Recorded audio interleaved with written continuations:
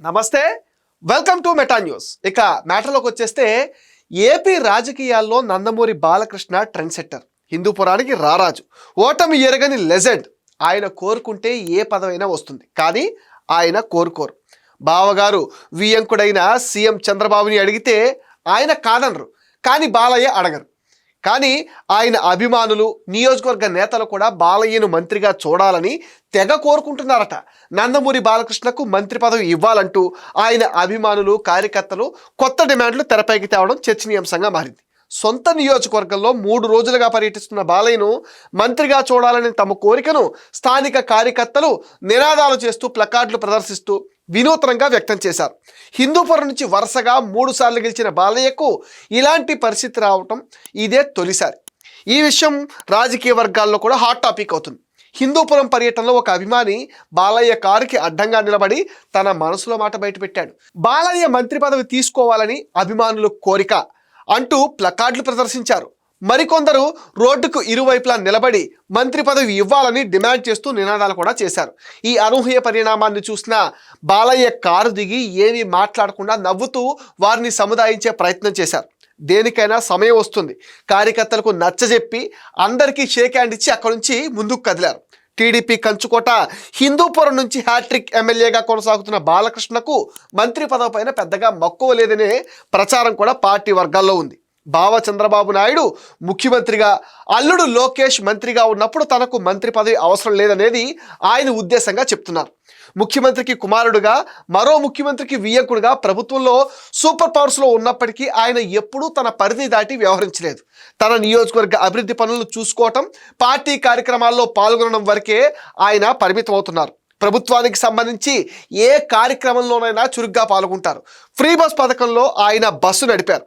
ఎప్పుడు చిన్నపిల్లాళ్ళ తనకు వచ్చిన దాంతో సంబరపడిపోతారు.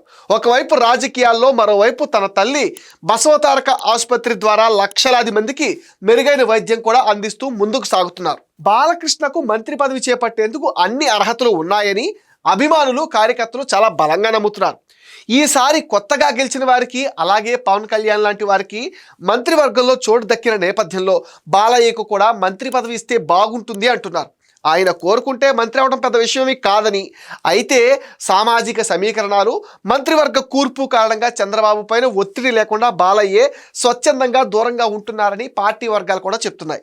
తన తండ్రి ఎన్టీఆర్ వారసత్వం అటు సినిమాల్లోనే కాదు, ఇటు రాజకీయాల్లోని కొనసాగిస్తున్నారు బాలయ్య. హిందూపురం నియోజకవర్గం నందమూరి కుటుంబానికి కంచుకోట. ఇక్కడి నుంచే పార్టీ వ్యవస్థాపకులు ఎన్టీఆర్, ఆయన తనయులు హరికృష్ణ, బాలకృష్ణ ఎమ్మెల్యేలుగా ఎన్నికయ్యారు. ఎన్టీఆర్ ముఖ్యమంత్రిగా, హరికృష్ణ రాష్ట్ర మంత్రిగా వ్యవహరించారు.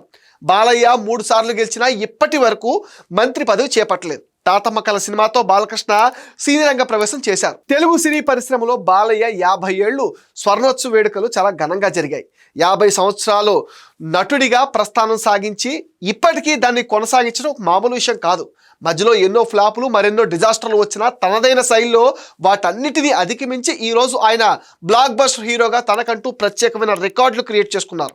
వ్యక్తిగతంగా ఆయనకు కోపం ఎక్కువ అంటారు, కానీ ఆయన మనసు వెన్న. అలాంటి బాలకృష్ణకు అన్స్టాబుల్ పేరుతో ఆహా ఓ అద్భుతమైన అనుభూతినిచ్చింది.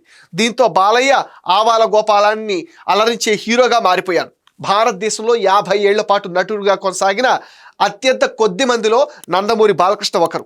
ఈ మధ్యనే ప్రతిష్టాత్మకమైన పద్మభూషణ్ అవార్డు కూడా అందుకున్నారు.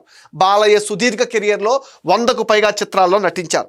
ఇప్పటికీ ఆయన సినిమా వస్తుందంటే ఫ్యాన్స్కి పోనకాలే. అప్పటికి ఇప్పటికీ తగ్గని స్టామినాతో పవర్ఫుల్ నటుడిగా ఆయన కొనసాగుతున్నారంటే క్రమశిక్షణ ఎలాంటిదో మనం అర్థం చేసుకోవచ్చు. గతంలో కూడా అనేక ఫిలింఫేర్, నంది అవార్డులతో సహా పలు పురస్కారాలు కూడా అందుకున్నారు బాలకృష్ణ. నేను ఏదీ మొదలు పెడితే వదిలిపెట్టనంటున్న బాలయ్య తన అభిమానుల కోరికను మన్నిస్తారో లేదో తెలియాలంటే మరికొన్ని రోజులు ఆగాల్సిందే. ఇది మెటా న్యూస్ అప్డేట్. ఈ వీడియో పైన మీ విలువైన ఒపీనియన్ని కామెంట్ సెక్షన్లో మెన్షన్ చేయండి. మీరు ఇచ్చే కామెంట్స్తో మరిన్ని ఇంట్రెస్టింగ్ వీడియోస్ మీకు అందిస్తామని మీరేం చేయాలో మీకు తెలుసుగా. ఈ వీడియోస్ని లైక్ చేయండి, షేర్ చేయండి, మెటా న్యూస్ని సపోర్ట్ చేయండి, సబ్స్క్రైబ్ చేయండి.